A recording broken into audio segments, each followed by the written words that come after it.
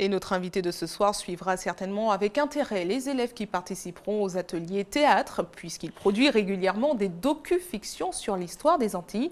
Il s'agit de Patrick Bosselin, dont le film Autant des îles à sucre sera programmé demain soir au Carbet dans le cadre des Journées du patrimoine. Et il est notre invité. Bonsoir à vous. Bonsoir. Merci d'avoir accepté notre invitation. Alors, les téléspectateurs l'ont remarqué, vous êtes en charmante compagnie.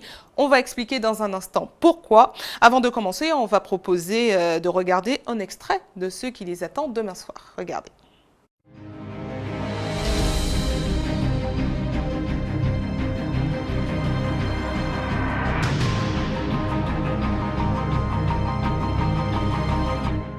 Les colons se dotent de main-d'œuvre servile et de moulins pour broyer toujours plus de canne. Ainsi, au XVIIe siècle, on compte plusieurs centaines de moulins par île.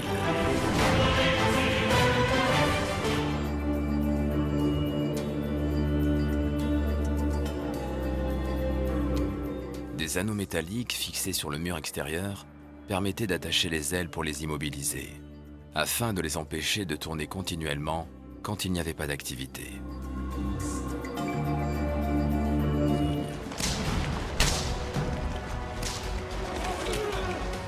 Les Européens décident de mettre en place un commerce d'échange de pacotille contre des hommes, des femmes et des enfants arrachés d'Afrique. Alors, on l'a vu, hein, il s'agit d'un docu-fiction. Il a déjà été récompensé 4 fois aux États-Unis. Alors, rappelez-nous en quelques mots le scénario. C'est avant tout un documentaire sur les moulins.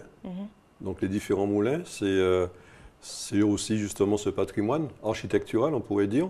Donc on ne sait pas pourquoi, c'est où, c'est qui, c'est comment, à quoi ça a servi. Et donc en fait je voulais un peu raconter tout ça, puisque bon, à la limite on pourrait dire si les moulins n'avaient pas existé, peut-être que l'esclavage n'aurait pas été de la même façon. Alors, vous êtes accompagné de Roxane que les téléspectateurs reconnaîtront puisqu'elle a présenté la météo pendant le mois d'août. Demain soir, il y aura des comédiens en tenue d'époque pour mettre les gens dans l'atmosphère, c'est ça? Oui, quelques comédiens. Roxane porte justement la robe de la femme de colon qu'on trouve dans le film, qui est interprétée dans le film par la chanteuse Orlane. Et donc, bon, quelques comédiens seront pour l'ambiance, en fait, on va dire. La salle sera décorée aussi comme il faut. D'accord. Alors, cela fait 35 ans que vous êtes réalisateur, 44 récompenses internationales. Alors, au-delà des voyages et récompenses, quelle est la vie d'un réalisateur martiniquais? Pour les jeunes qui nous regardent et qui veulent devenir réalisateurs, comment ça se passe? Comment ça se passe? Oui. Tous les jours, c'est un combat. Donc moi... C'est pas si merveilleux que ça.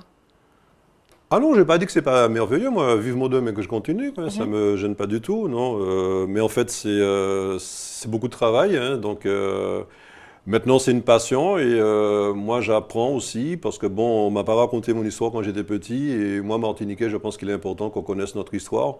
C'est pour moi fondamental et je l'amène à l'international et c'est apprécié et je crois qu'il faut continuer dans ce sens, c'est très important.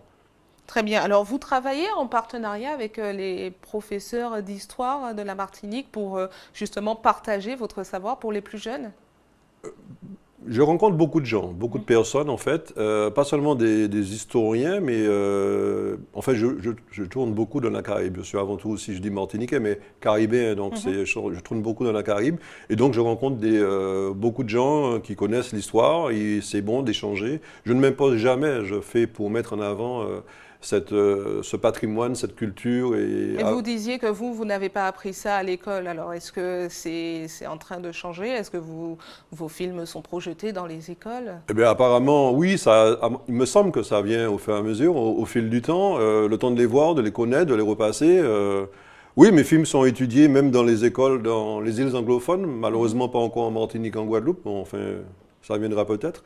Mais ça se passe très bien dans les îles anglophones où les films sont à l'université, les enfants vont voir le film à projection avec leurs professeurs. Tous mes films sont en différentes langues, donc il n'y a aucun souci à cela et ça se passe très bien et au contraire, c'est vraiment très apprécié. D'accord. Alors, mais pas de nos côtés. Ça viendra un jour peut-être, c'est toujours compliqué ici. Alors, vous aviez lancé un appel aux dons en début d'année pour récolter des vêtements et autres accessoires d'époque pour réaliser votre film En temps longtemps. Où en êtes-vous? Ben, toujours préparatif, c'est un travail énorme, hein. En temps longtemps, c'est aussi un documentaire fiction avec des documents que j'ai trouvés chez les Américains notamment, qui vont présenter justement la vie dans les années 30-40, au moment qu'il y avait les premières caméras. Et donc, que ce soit à Barbade, Haïti, Saint Kitts ou autre. Et ben, c'est beaucoup de choses à collecter. Et je pense que là aussi, c'est un siècle d'histoire. C'est de 1860 à 1960. Donc, il me faut environ 200 figurants et raconter en fait la vie d'avant. Il faut imaginer qu'en 1860, on sortait à peine de l'esclavage et il n'y avait pas encore d'eau courante, il n'y avait pas d'électricité, il n'y avait pas de voiture, il n'y avait pas de commerce. Donc, on va tout mettre en scène avec les ustensiles, les accessoires d'avant, comment Vous on vivait, recherchez encore comment des ça- comédiens et des dons, Oui, je enfin, recherche des encore des accessoires? comédiens, je cherche encore des accessoires, parce que bon, il faut près de 200 chapeaux, j'ai la moitié pour l'instant, des ceintures, des chaussures. Je fais avec les moyens du bord, hein, je pense que c'est bien. Et mon équipe, c'est la Martinique, donc voilà, je suis seul à mener tout ça, et je trouve que c'est passionnant d'avoir des gens qui viennent me voir au cours de la semaine, à tout moment, qui m'appellent, qui descendent de Basse-Pointe récemment, qui me portent des chapeaux, quoi. Je veux dire que c'est extraordinaire. Je pense qu'on a un potentiel fantastique, on ne sait pas, et tout Martiniquaise ou Martiniquais, en lui, justement, cette chaleur, ce patrimoine. Il suffit d'un petit rien pour faire tout ça ressortir et je pense que c'est important, notamment aussi pour nos jeunes. Très bien. Alors, merci à vous d'avoir répondu à nos questions. Et puis, je rappelle que votre docu-fiction sera projetée demain soir au Carbet à 19 heures. À Ville de Carbet, hein, pour Oui, ne pas se tromper. au Carbet, oui. À partir de 19 heures. Tout Très à bien. fait. Oui. Merci à vous. Nous